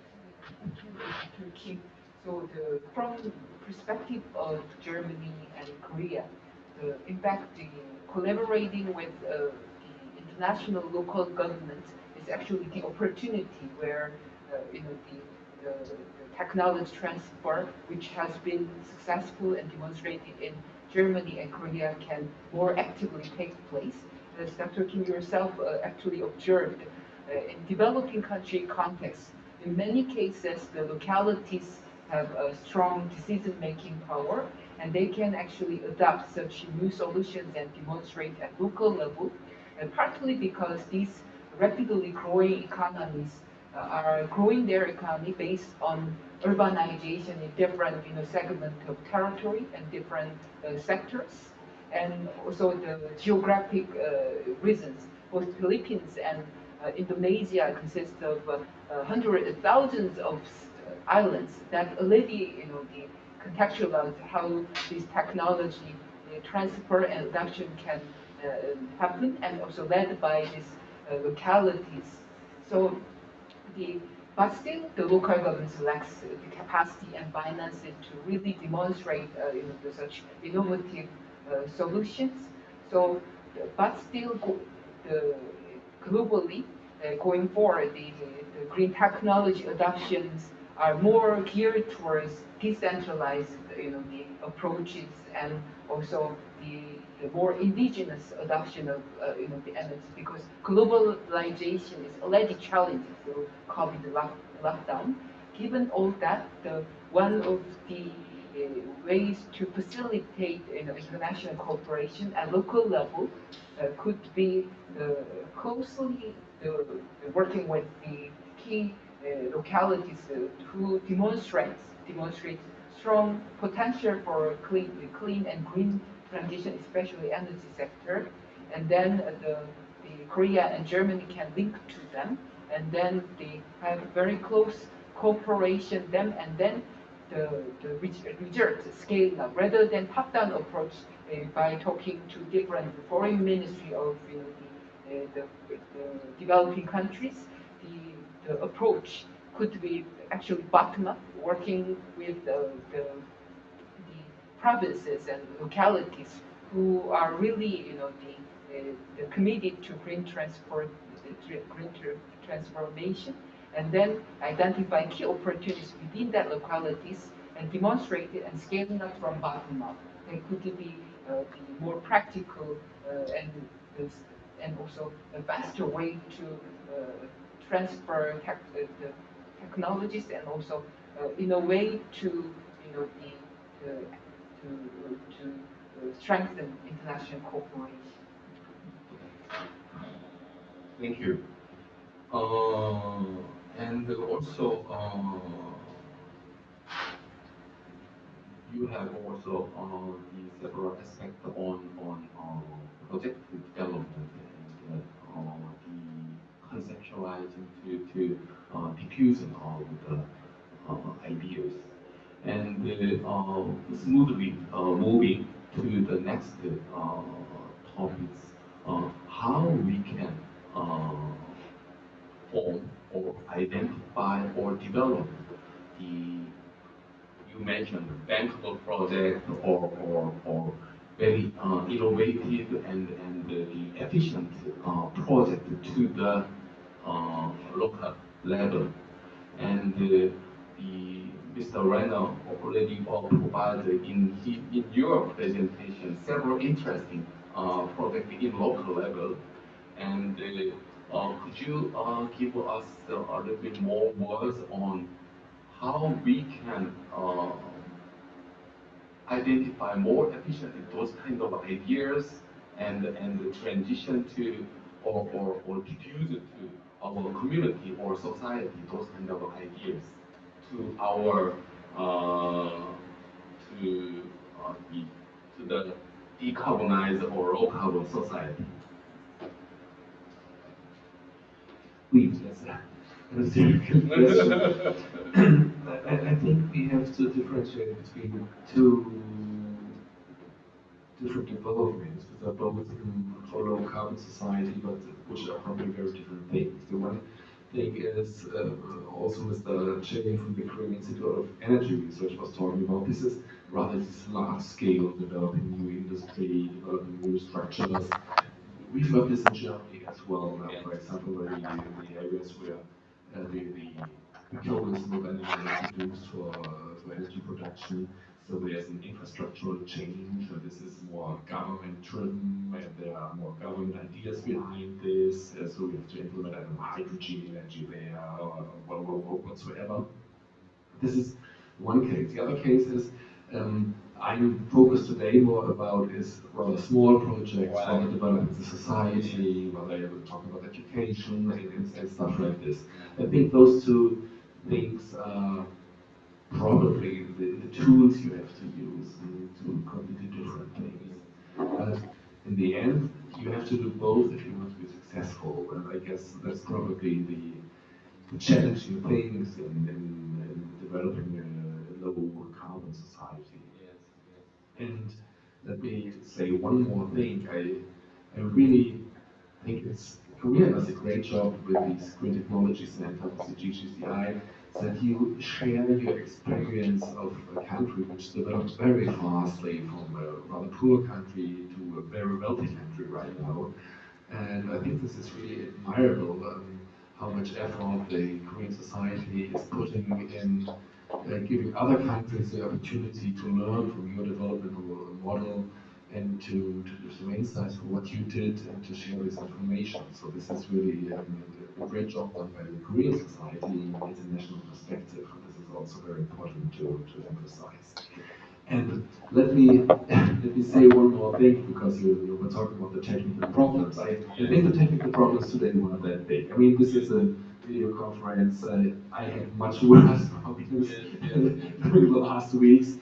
So, but again, sometimes the solution is a little bit old-fashioned technology. So a set of speakers, for example, it doesn't need, I don't know, Zoom conference, internet, something like this. A set of speakers could help, but we tend to forget about these things. That not just the next big technology step is a solution, but sometimes you just have to look what is the traditional solution for a problem.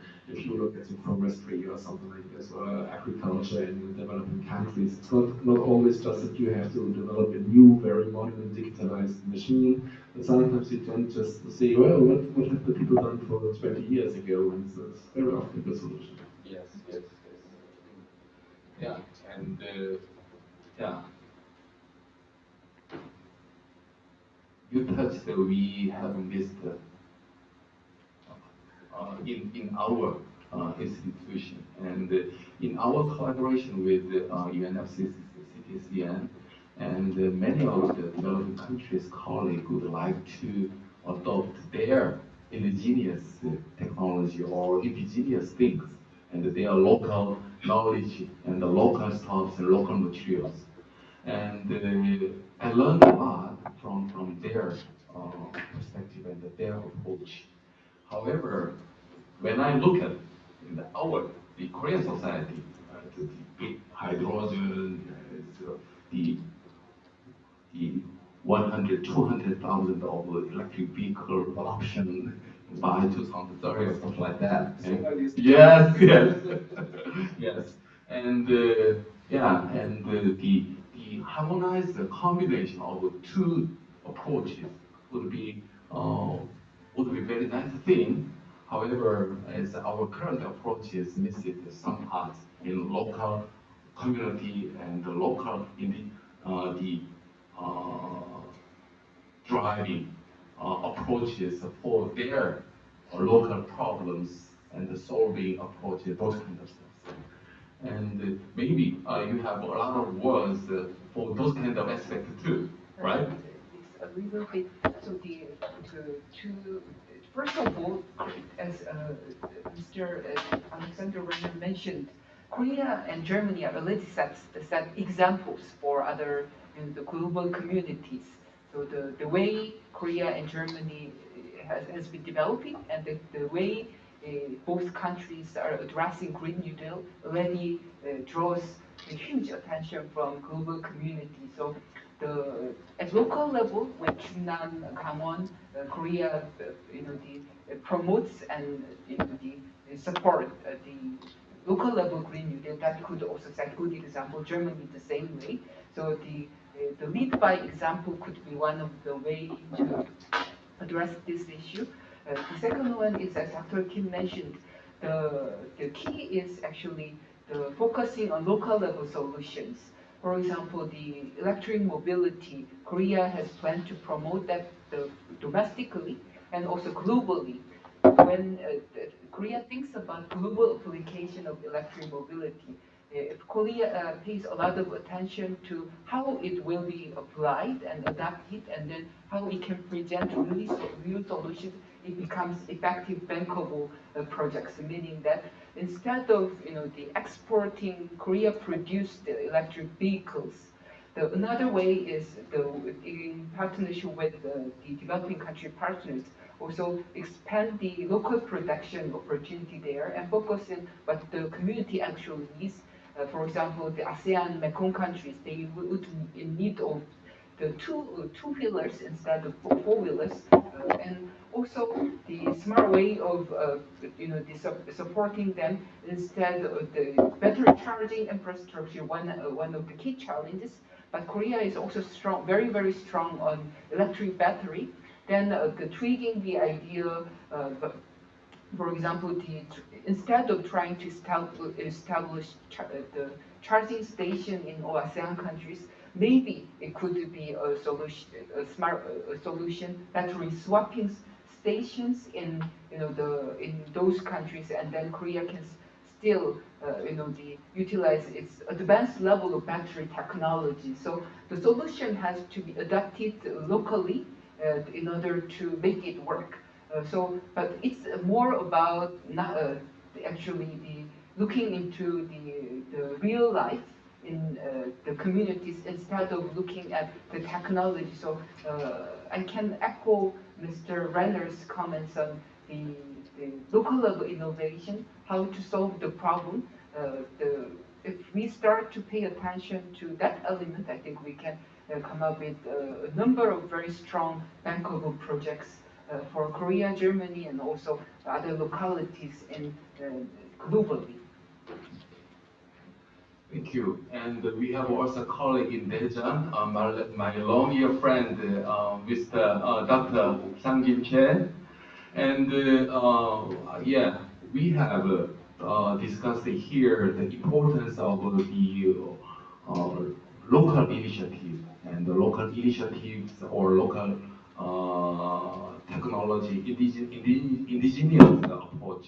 However, we have a very ambitious goal, as you see in Korea too, and by 2030 we would like to reduce our greenhouse gas by 37% by 2030, and those kind of aspects, the tremendous amount of greenhouse gas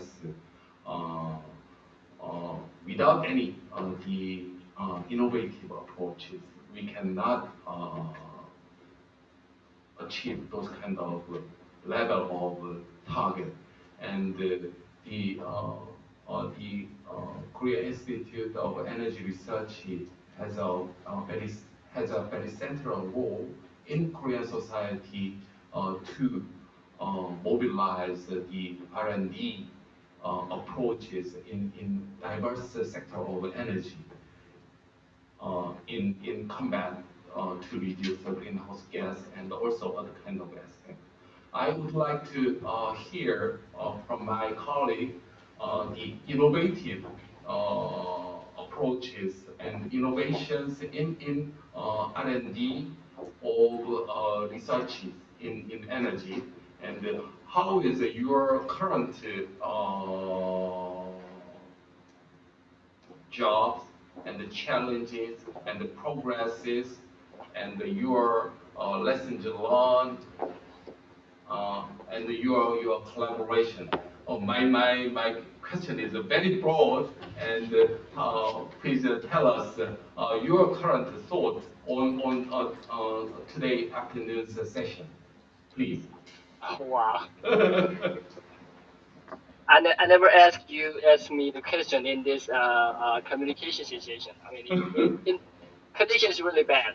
Can you hear me right? Right. Yeah, very good. Yeah. Oh, good question, but really hard to answer. Like I said, here with 43 years old, which is we, even though we have only one government-funded research institute, I don't think we cannot here only cannot do that big targets. So GTC would be a help, and some other government-funded research institute has to do their job as well. But like I said in the presentation, we set our target to reduce GHG emissions. Okay, so for that this day we are developing 4 kinds of strategy goals. Like first one is more like renewable energy focus, which is PV and wind, and second one is hydrogen, which is so popular these days. And third one is energy efficient. Energy efficiency is very important to reduce GHG emission as well, right? And fourth is you know, for like how we still have to use the fossil fuel, right? So, but there for using the fossil fuel, the CO2 emission is inevitable, right? So we have to capture this emission and bury or convert into other utilization. So those 4 areas that we are focusing these days. But like I said, we have to get a help from GTC and some other government-funded institution, as well as some other, countries, which is Wuppertal Institute as well, I guess. So we're trying hard, but we know, I mean, we are trying really hard, but who knows? Well, because the target is very very challengeable, like I said. Okay. Okay. Thank you. Then smoothly we could move on the next item, the collaborations. And as Dr. Choi mentioned that the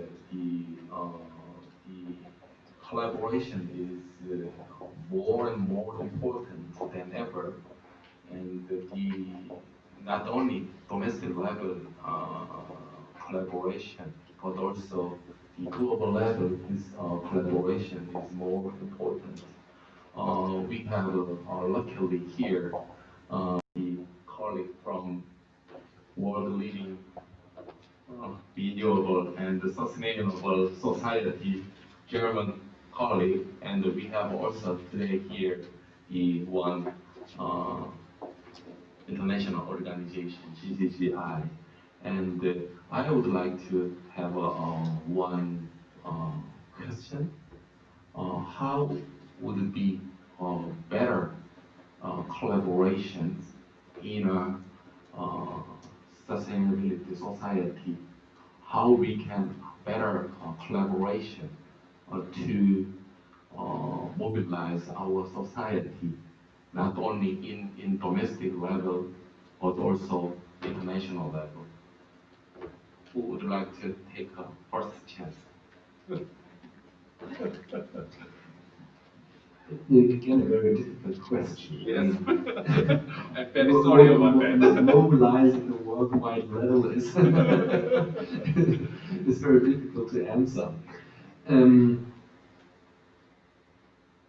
Well, again, I think there are 2 parts to it. And I think in one area the international cooperation is working already very good, and this is the technological development, for example. I think there are a lot of very good examples, for example, where Germany and Korea have very good cooperation in developing things and getting things done. And I know that we are talking now with the Korean government, I don't know, for research projects about hydrogen, for example, how we can establish these things.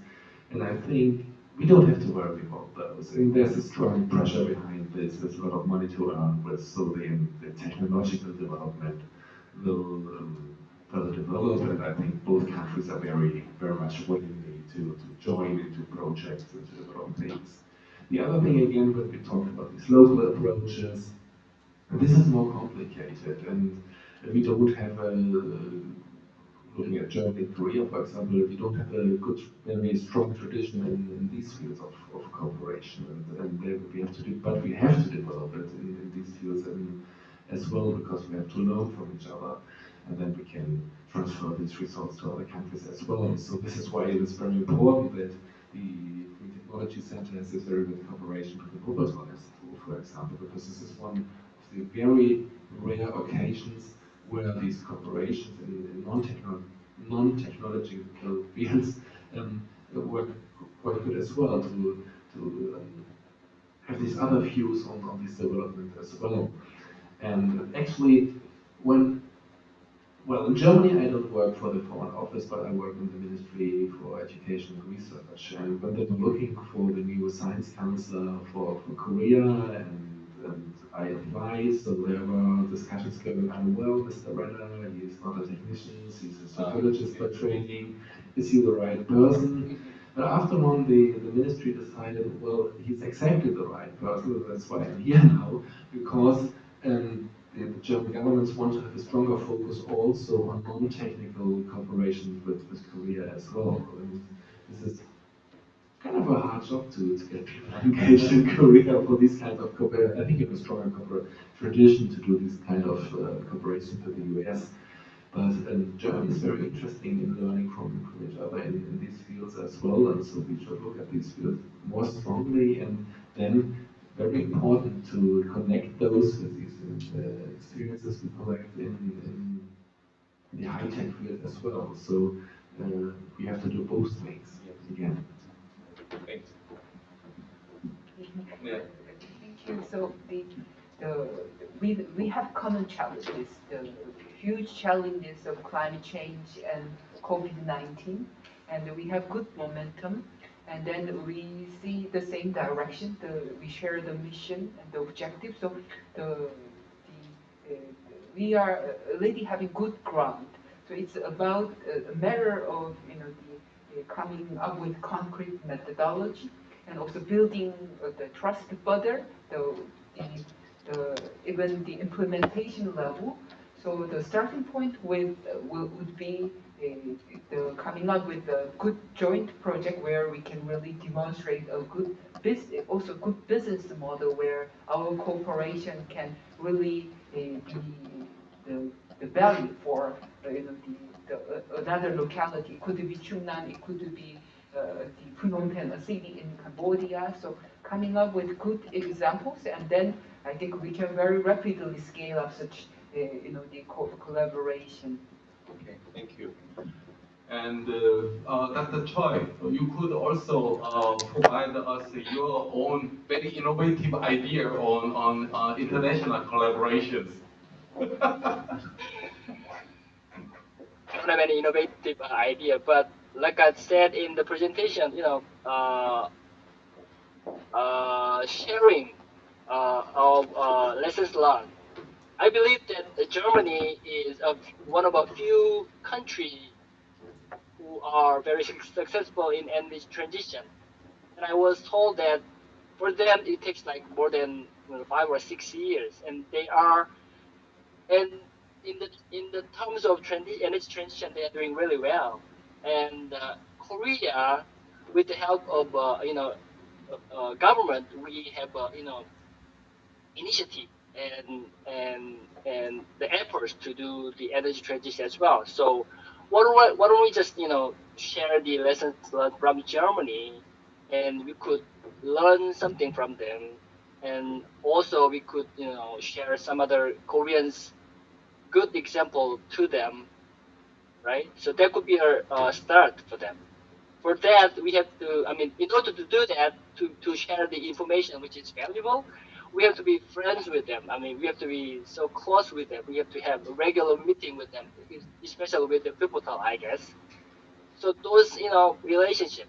I mean, what I learned from international collaboration is one thing. It takes time. It takes really time to get to know each other, to share the valuable information. So we have to know them. We have to be friends with them. That's the first step. Okay. I don't think that's very innovative idea, but that's true. Okay. But still, may I answer to this? That sounds very great. I think we should. I will contact you during this week, and so I and maybe a colleague of mine from the embassy. Would it be possible to come to your institute, to visit your institute, and to that you show us around what you're doing, and to get Sure, that's yes. possible. Well, it's The a good situation is afternoon today, going isn't really. it? Or I could go So, off right now. so I will contact you during the next days, or let's say early next week, and then we will make an appointment so we can come with one or two colleagues from the embassy to visit your institute and to discuss further cooperation fields. I think that would be very, very Okay, interesting for our side as well. no problem. We have today very tangible outcomes. uh, and the Kier, between Kier and the German embassy here in Seoul.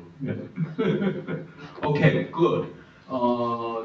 Dr. Kim, could you also provide us some idea? You have researched very long times on international collaboration in this field.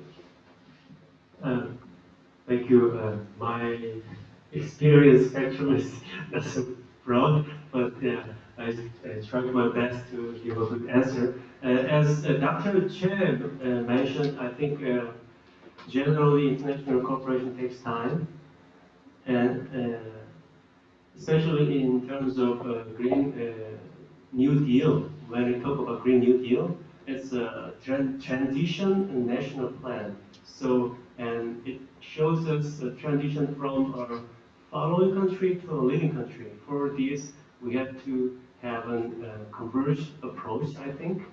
And it means we have to think over various approaches, and which takes just time. And one more important thing I would like to say is we have to start with the base of awareness of difference.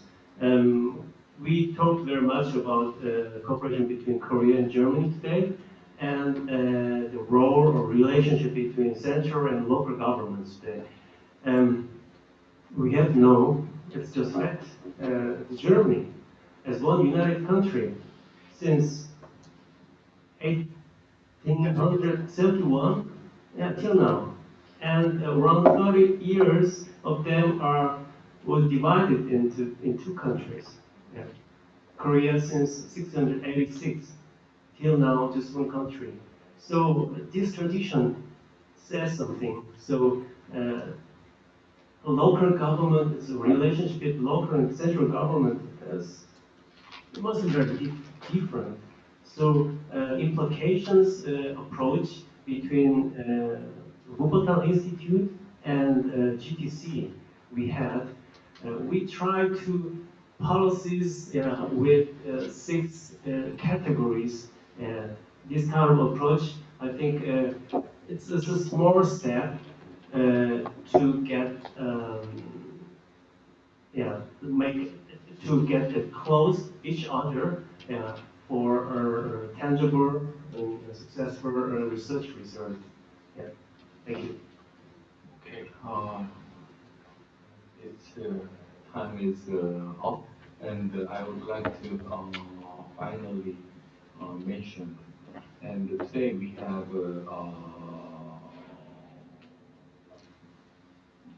discussed very diverse level of the transition to local society in local level. And I imagine that the German-Korean collaboration in research development and diffusion to many of GGGI partner countries. And that would be a fantastic triangular cooperation in toward to local society. And actually, the UN FCCC framework convention on climate change nowadays very much emphasize on RD&D, research development and diffusion, and therefore the Green Climate Fund would like to expand their attention to more and more on RD&D. And in this movement, we are having more and more the important job on to do. Our long-year friend Kier, GTC, GDGI, and our long-year friend at the Purple Institute, in collaboration with the German Embassy in Seoul.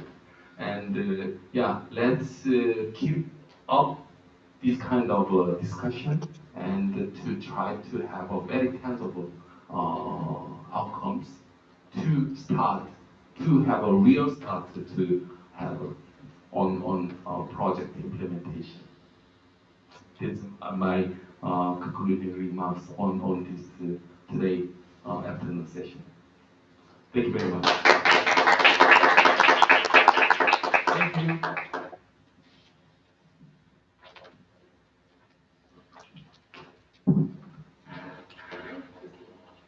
Thank you so much for inviting me. Thank you.